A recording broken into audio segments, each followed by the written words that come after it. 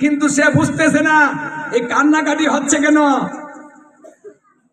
এটার মানে কি? এটা কেউ মরেনি, এখানে আবার কান্না আসে নাকি? এটা মূর্খ, বুঝে না, শুধু শুধু কাঁদে। হ্যাঁ, আমার কীর্তনটাই নষ্ট করে দিলে। সবাই কোলাকুলি করছে। এক জেলে সম্প্রদায়ের লোক, সে ভাবছে দাদার সঙ্গে একটা কোলাকুলি দেই, দাদা কীর্তনটা দিল। তার মনের আবেগ, আবেগে দৌড়ে ছুটে গিয়েছে, ও দাদা, ও দাদা গো। দাদা বলছে, ওদিকে দেখ, ওদিকে দেখ, আমার কাছে আসবি না, গলাগলি করবি ওদিকে গিয়ে কর।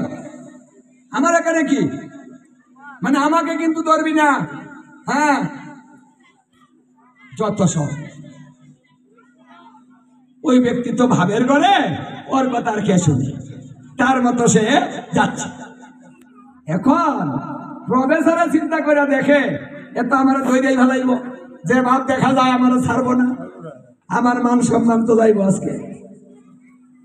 সিয়ার থেকে উঠে বলছে, তাড়াতাড়ি বাড়ির দিকে যাই, এই কীর্তন থাকলে আমার আর মান সম্মান থাকবো না। আচ্ছা, জেলে বেটা, মূর্খ বেটা, আমি একটা প্রফেসর, আচ্ছা আমারে যদি ও দায়িত্ব ধরে তাহলে মান সম্মানটা থাকে?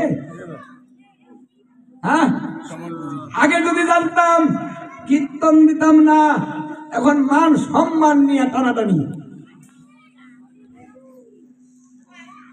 দেখেন, এই জন্য বলছে, হে কলিকাল, তুমি ধন্য আর শূদ্র জাত ধন্য। যাদের কিছু নাই তারা ধন্য হবে, কারণ এই ধর্মের সুযোগ